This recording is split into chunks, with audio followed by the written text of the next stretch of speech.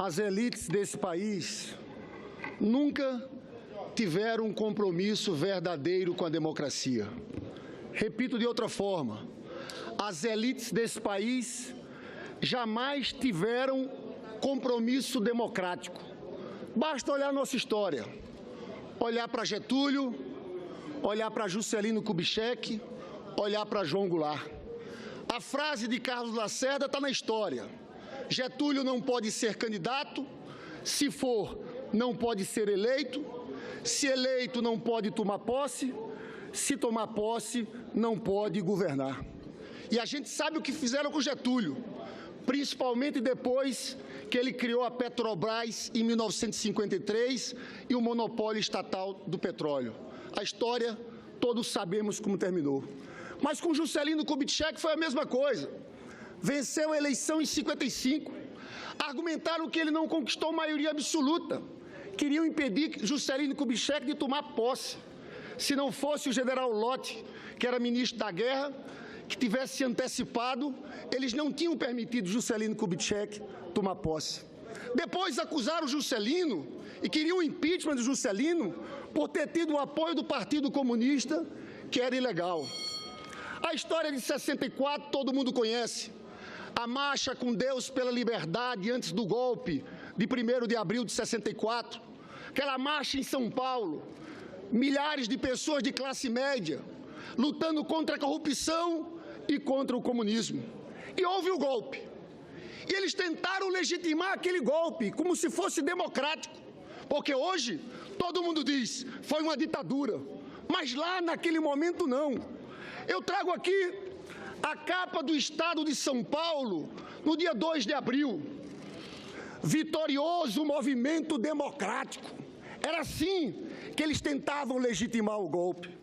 Trago a capa do Globo no dia 2 de abril também.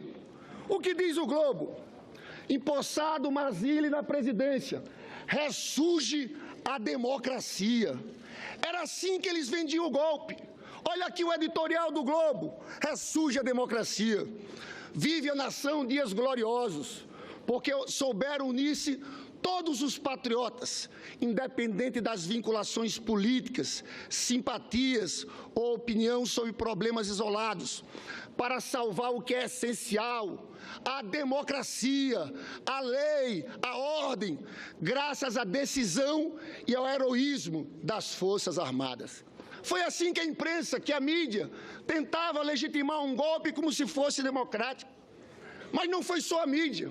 Congresso Nacional, naquele dia que ficou conhecido como o Dia da Infâmia, o presidente do Congresso Nacional, senador Auro de Moura Andrade, declarou vago o cargo de presidente da República quando o João Goulart estava no Brasil, estava em Porto Alegre. Eu vou falar depois do senador Randolph nesse caso.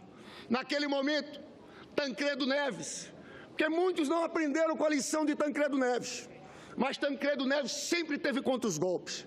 Teve com Getúlio, teve com Juscelino, teve com João Goulart. Sabe o que Tancredo Neves disse para Auro de Moura Andrade? Canalha, canalha. Foi isso que o Tancredo Neves disse. E o Supremo Tribunal Federal, sabe o que fez o então presidente do STF, Álvaro Ribeiro da Costa? Foi ao Palácio do Planalto, como chefe do Poder Judiciário, para legitimar a posse de Ranieri Mazzilli. Senhores, não se enganem. Eu quero falar aqui para cada senador.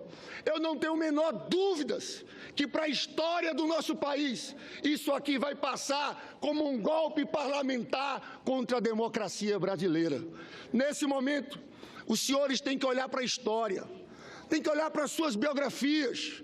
Não podem manchar sua biografia apenas pelo humor momentâneo, porque no seu estado a pesquisa de opinião está dando no momento que a maior parte quer o impeachment. Eu tenho certeza que esses humores mudarão. A maioria da população em breve vai reconhecer esse momento como um momento de golpe contra a nossa democracia. Senhor presidente, eu queria citar aqui um cientista político chamado Juan Lins, que é autor de um clássico, Autoritarismo e Democracia. ele foi citado pelo professor Geraldo Prado na comissão do impeachment. Ele diz o seguinte: a tragédia das repúblicas acontece quando se perde o que ele chama de lealdade à Constituição. Diz ele, o que garante a estabilidade dos governos é a lealdade que a oposição tem à Constituição. Se a oposição não tem lealdade à Constituição, ela não garante processos justos e ela não garante a soberania popular. Abre-se assim um período de instabilidade, de crise política na República. Aqui, a oposição não teve lealdade à Constituição. 48 horas depois da vitória da presidenta Dilma, o PSDB recorreu ao TSE, pedindo auditoria especial na contagem de votos. 6 dias depois da presidenta Dilma vencer a eleição, fizeram um ato em São Paulo de 2.500 pessoas pedindo o impeachment da presidenta Dilma. Depois, entraram na Justiça, falando de fraude nas urnas eletrônicas. Depois, um papel ridículo, porque é ridículo, pediram o PSDB para que fosse diplomado pelo TSE o Aécio no lugar da presidenta Dilma. O fato é que eles decidiram antes que queriam afastá-la, decidiram antes que queriam o seu impeachment e foram atrás de fatos e não acharam um fato que ferisse a honra da nossa presidenta Dilma, porque eles reconhecem, na verdade, que a presidenta Dilma é uma mulher honrada, é uma mulher honesta. Foram para onde, então? Foram para pedaladas de 2015, decretos de créditos suplementares, que vamos falar a verdade aqui. Eu participei de todo o debate da comissão. Os senhores sabem que não há crime de responsabilidade. Estão votando a favor do impeachment, mas sabem que não tem crime de responsabilidade. Presidente Renan, é um debate pobre. Eles estão querendo criminalizar qualquer possibilidade de política fiscal anticíclica. Um debate que no mundo inteiro é aberto, está acontecendo aqui dessa forma. E eu falo que o PSDB, no fundo, ele se aliou com Cunha e Temer, porque esses são os capitães do golpe. Tem capitães do golpe. O primeiro é Eduardo Cunha, Michel Temer e o senador Aécio, que simboliza o PSDB nesse movimento. E o que eles queriam, senador Jorge Viana? Eles diziam que com esse movimento, eles achavam que ia desmoralizar o PT e a esquerda. Não, nós estamos aqui na luta, com altivez, sabendo que a presidenta Dilma está sofrendo uma injustiça.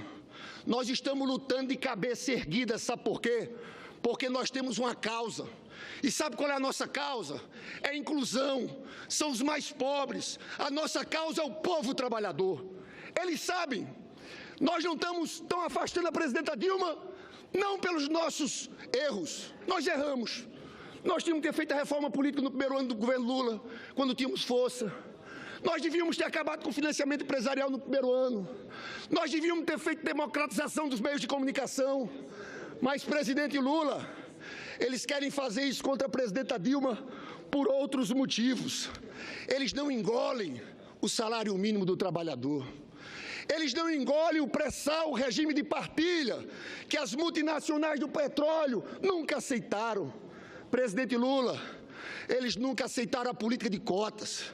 Vê essa juventude negra da periferia estudando medicina nas universidades públicas brasileiras.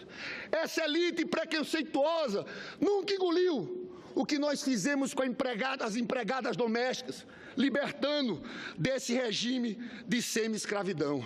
Agora, tem uma ironia da história, e a história é implacável. Não fomos nós. O maior derrotado nesse processo do impeachment se chama PSDB, Partido da Social Democracia Brasileira. É o maior derrotado. O senador Aécio, em julho, tinha 35% das intenções de voto. Sabe quanto tem agora? 17%. E sabe por que isso? Eles não tiveram coragem e altivez de demarcar campo com aqueles que defendiam a intervenção militar. Ficaram de braços dados com Bolsonaro, não demarcaram campo. Não demarcaram campo com aqueles que nas ruas, no campo dos valores, faziam um discurso preconceituoso contra gays, contra lésbicas, um discurso machista, um discurso racista. Eles se perderam nisso tudo e, na verdade, estão acabando numa situação que é uma situação de sócio minoritário de um governo falido que vai ser esse governo de Michel Temer. Eu lamento, mas essa foi a postura. E eles abriram o caminho para o fascismo aqui no país, com essa aliança que fizeram com esse pessoal. Agora, senhor presidente, por que existe esse golpe?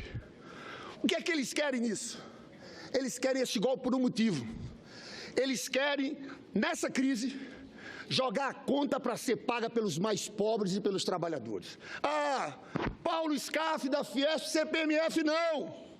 Você tem que mexer o quê? Nos benefícios previdenciários, na política de valorização do salário mínimo. E está aqui a ponte para o futuro. Basta ler: fim da política de valorização do salário mínimo, terceirização, o negociado na frente do legislado, isso é rasgar a CLT, fim das vinculações constitucionais à saúde e educação. Eles estão rasgando o legado do Lula, o legado de Ulisses Guimarães e o legado de Getúlio Vargas, senhor presidente. É isso que eles estão fazendo. Por que o golpe? Porque um programa como esse, nunca ninguém ganharia uma eleição presidencial. A restauração do neoliberalismo que eles querem só pode ser possível por um golpe. E foi assim, o primeiro país do mundo a aplicar o neoliberalismo foi o Chile, quando os economistas, discípulos de Milton Friedman, da Universidade de Chicago, foram para lá, para o Chile. Então é por isso que eles estão dando esse golpe aqui. Eu só quero, finalizando para concluir, senhor presidente, que nós vamos dizer aqui, nós sabemos o resultado de hoje. Nós vamos fazer uma dura oposição, porque nós não vamos aceitar retirada de direitos de trabalhadores, não vamos aceitar perda dessas conquistas. E dizemos também a esse que eu não vou me referir nunca como presidente da República: nós não vamos reconhecer Temer como presidente da República. Ele não passa de um golpista, inclusive, a imprensa não divulga. É o primeiro presidente da história do país que vai assumir ficha suja e inelegível. Está montando um ministério com a cara da velha política. Nós não vamos reconhecer esse governo. É um governo fruto de um golpe. E esse Michel Temer, por onde ele andar nesse país, vão ter estudantes, professores, trabalhadores a levantar a voz e dizer: não aceitamos um governo com essas características. Eu acabo minha fala, senhor presidente. Eu sei, me dirigindo novamente à presidenta Dilma Rousseff. Eu quero me dirigir diretamente à presidenta Dilma Rousseff, como fiz na comissão.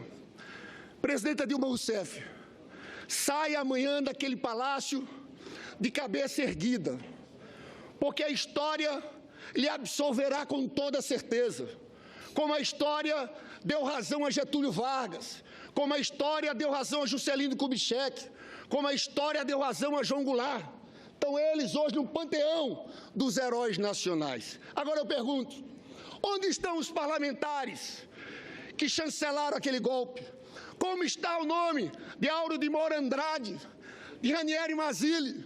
Aqui o senador Randolph, junto com o senador Pedro Simon, tiveram uma iniciativa fantástica, apoiada pelo presidente Renan Calheiros, que é de anular aquela sessão vergonhosa do Congresso Nacional que deixou o cargo do presidente João Goulart, que estava no Brasil como vago.